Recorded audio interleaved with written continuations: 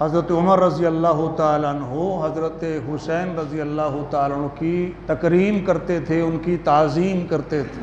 آج کل ایک لفظ پروٹوکول کا استعمال ہوتا ہے۔ حضرت عمر حضرت حسین کو خصوصی پروٹوکول دیتے تھے، اور خود حضرت حسین رضی اللہ تعالیٰ عنہ بیان کرتے ہیں اتیت عمر بن الخطاب، کہ میں عمر بن خطاب رضی اللہ تعالیٰ عنہ کے پاس آیا، وَهُوَ عَلَى الْمِنبَرِ، جبکہ حضرت عمر منبر پر موجود تھے۔ کس پر موجود تھے؟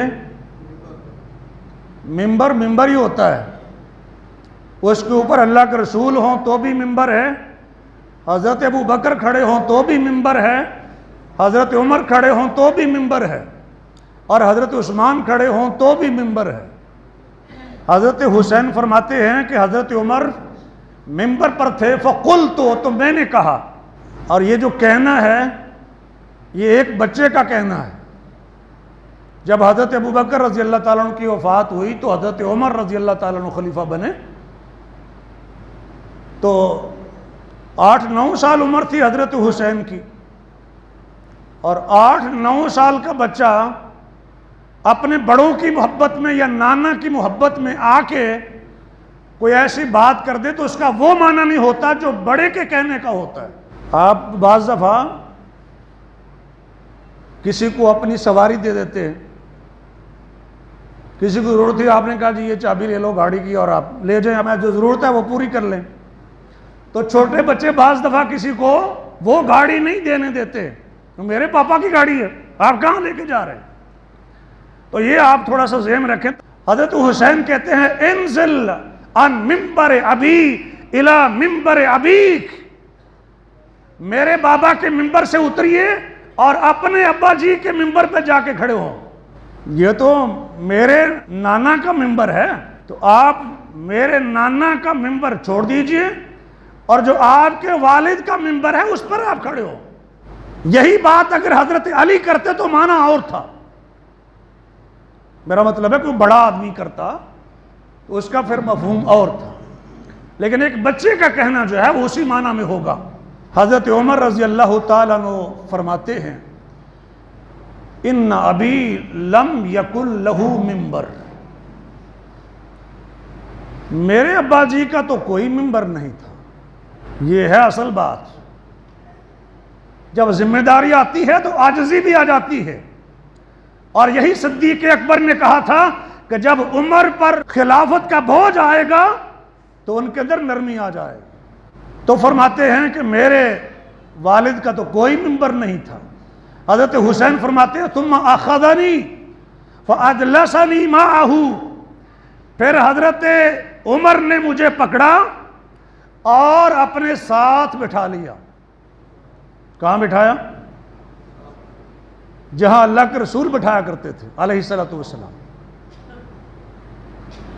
حسن و حسین کو نبی علیہ السلام نے بھی تو منبر پہ بٹھایا تھا نا، لیکن وہ جو میں پروٹوکول کا لفظ آپ کے سامنے استعمال کر رہا تھا، اور یہی پروٹوکول ابن خطاب نے حضرت حسین کا دیکھا تھا کہ اللہ کے نبی علیہ الصلوۃ والسلام جب حضرت حسین کو اپنے پاس بٹھاتے تھے تو منبر پہ بٹھاتے تھے، تو اس لیے ابن خطاب نے بھی حضرت حسین کو منبر پہ بٹھایا ہے، نیچے نہیں بٹھایا۔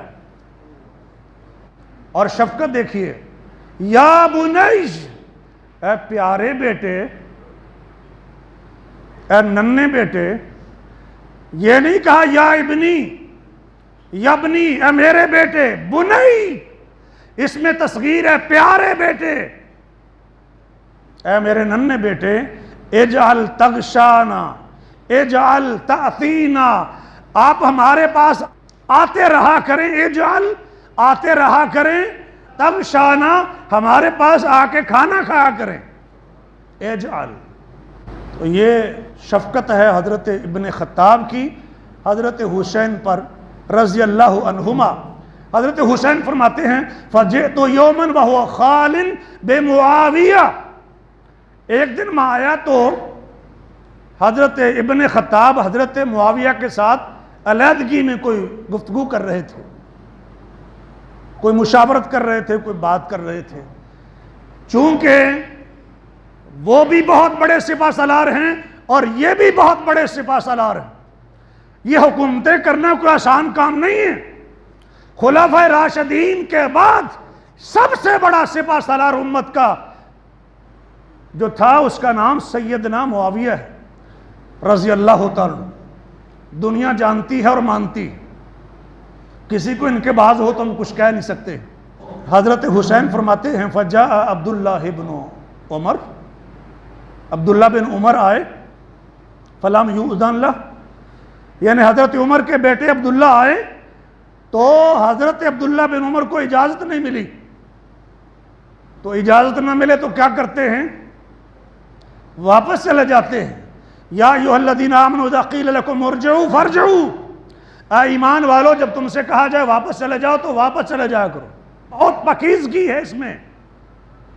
بیٹھے رہو تو کیا ہوگا, نفرتیں پیدا ہوں گی نا. ہو سکتا ہے گھر والے کی کوئی مجبوری ہو, نہ مل سکتا ہو. جب کہا جائے چلے جاؤ تو چلے جایا کرو. حضرت عبداللہ بن عمر اندر گئے تو ان کو اجازت نہیں ملی تو واپس چلے گئے.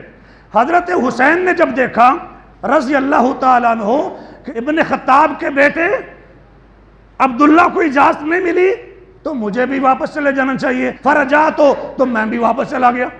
ٹھیک ہے بچے ہی تھے, لیکن جب آداب سکھائے جاتے ہیں تو بچے بھی سیکھتے ہیں,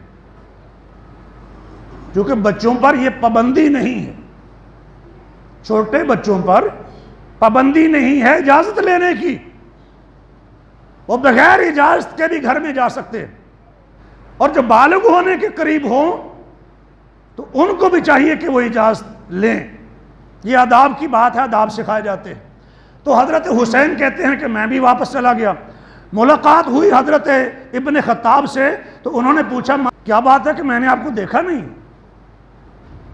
ملاقات اس کا مطلب کیا ہے, اس کا مطلب یہ ہے کہ عموماً ملاقات ہوتی رہتی تھی.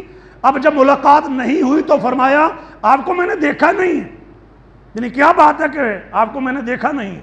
تو انہوں نے صورتحال بتائی کہ اس طریقے سے میں آیا تھا اور پھر میں یہ دیکھ کر واپس چلا گیا. حضرت عمر کیا فرماتے ہیں ذرا توجہ سے سنیے.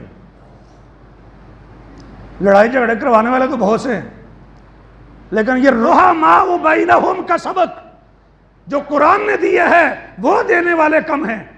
ابن خطاب فرماتے ہیں انت حق بالاذن من ابن عمر, آپ کا زیادہ حق ہے ابن عمر کے مقابلے میں کہ آپ کو اجازت دی جائے. کیا مطلب, اس کا مطلب یہ ہے کہ جہاں میرے گھر میں میرے اپنے بیٹے کو اندر آنے کی اجازت نہیں ہے, وہاں حسین ابن علی کو آنے کی اجازت ہے اور اسے اجازت لینے کی کوئی ضرورت نہیں. مطلب یہ تھا کیا ہوا میرا بیٹا واپس چلا گیا, اسے اجازت نہیں ملی, آپ کو تو اجازت ہے, میرے اپنے بیٹے سے آپ کا زیادہ حق ہے. کون کہے گا ان کے بارے میں کچھ اور. اپنی اولاد تو ہر ایک کو پیاری ہوتی ہے, لیکن یہاں تو عقیدت اور ایمان کا مسئلہ ہے. ایک اور بات بھی انہوں نے فرمائی, یہ صحابہ کی روایت ابن عساکر کی ہے, مصنف ابن ابی شیبہ کی ہے. ابن خطاب فرماتے ہیں انما انبت ما ترى فی رأس من الشعر اللہ ثم انتم, یہ جو آپ ہماری عزت دیکھ رہے ہیں یہ سب سے پہلے ہمیں اللہ نے دی ہے, اور پھر اس عزت کا سبب تم اہل بیت ہو. یہ عزت ہمیں اللہ نے دی ہے اور پھر اس عزت کا ذریعہ تم اہل بیت ہو. نبی علیہ السلام ہیں اور نبی علیہ السلام کا خاندان ہے. بھئی ابن خطاب کو عزت نبی کی وجہ سے ملی ہے نا علیہ السلام. نبی نے مانگا ہے, مراد رسول ہیں, اور عزت کے لیے مانگا ہے, اسلام کی عزت کے لیے, اسلام کی قوت کے لیے مانگا ہے. جس مقصد کے لیے مانگا تھا ابن خطاب نے وہ مقصد پورا کر دیا. کیا کہ نہیں کیا؟ کافر تو مانتے ہیں پورا کیا ہے. مومنوں سے آپ پوچھ لیجئے گا, یہ ثم انتم، پھر تمہاری وجہ سے ابن خطاب کی یہ عزت ہے۔ اور اسی لیے جب بدر کے شرکاء کا وظیفہ مقرر کیا گیا تو تمام غازیوں سے زیادہ وظیفہ صحاب بدر کا تھا، اور صحاب بدر کے وظیفے کے برابر وظیفہ حضرت حسن اور حضرت حسین کا مقرر کیا گیا۔ 5000 درہم حضرت حسین کا، 5000 درہم حضرت حسن کا، اور یہی وظیفہ تھا بدری صحابہ کا کہ شان و عظمت کے اعتبار سے بھی حضرت حسنین کو اپنے بیٹوں سے افضل سمجھتے ہیں ابن خطاب۔ حسنین کریمین کا جو وظیفہ حضرت عمر نے مقرر کیا تھا اس کا سبب بھی ذکر کیا گیا ہے۔ سبب کیا تھا؟ لقرابتہما برسول اللہ صلی اللہ علیہ وسلم، اس لیے کہ وہ نبی علیہ السلام کے قرابت دار ہیں۔ حضرت حسن اور حسین کا جو نبی علیہ السلام سے تعلق تھا، اس تعلق کی بنا پر حضرت عمر نے ان کا وہ وظیفہ مقرر کیا تھا۔ قرابت رسول کا لحاظ کرتے تھے، قرابت رسول کا پروٹوکول مد نظر رکھتے تھے۔